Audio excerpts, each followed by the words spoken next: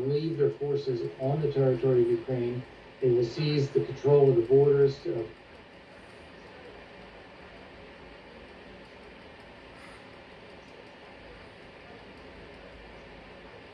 into the west to Europe. And this is one more piece in the puzzle. Putin has taken over Belarus, has taken control of the security services in Kazakhstan, he's taken pieces of Georgia and Moldova, already taken pieces of Ukraine, but now if he gets the whole thing, this is one more big step on his project of reestablishing a Russian empire. And recreating the USSR, is that what you're suggesting? Yeah, I think the USSR is slightly different because that had a communist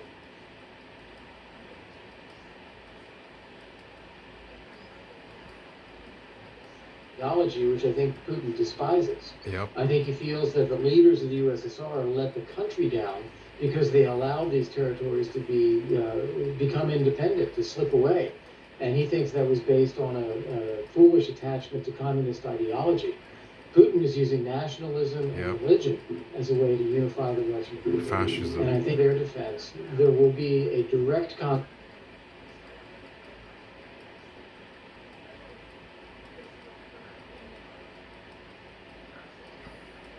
Russia if they do that.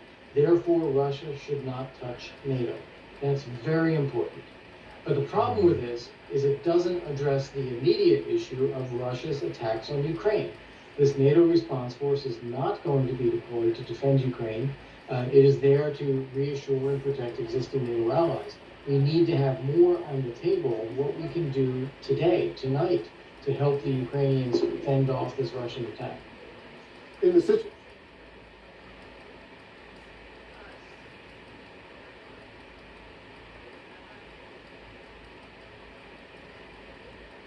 a few hours ago, I spoke with Congressman Adam Kinzinger. He's a U.S. Air Force Lieutenant Colonel. He served in Iraq and Afghanistan. And he told me that to protect the Ukrainian citizens, which is the immediate need right now, the U.S. and NATO should declare what he calls a no-fly zone over Ukraine. Would that be worth the risk? What's your reaction to that, Ambassador?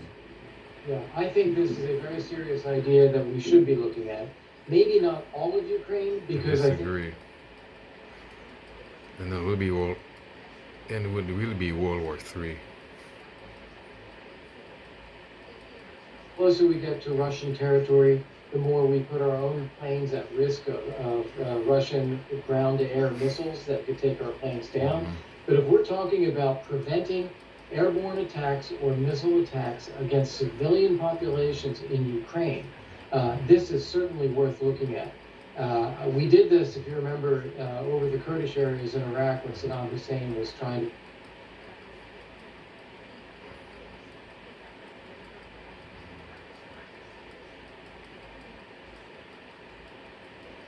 to the Kurds in Iraq. It bought them time and it allowed them to build one of the most stable and prosperous pieces of territory in Iraq these days. I think Ukraine needs time and needs support. I would add one thing to what he said as well. In addition to a no-fly zone over Kiev and parts of Ukraine, I would like to see a corridor established where we are able to continue to deliver supplies and military equipment to the Ukrainians so that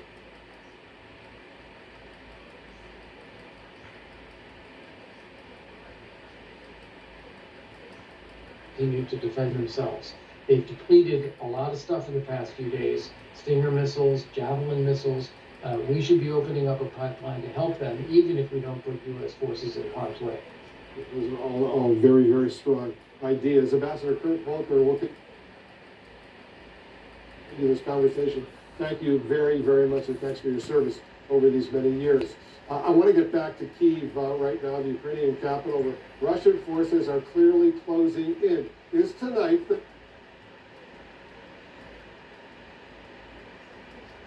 the capital of Ukraine could actually fall, or make or break.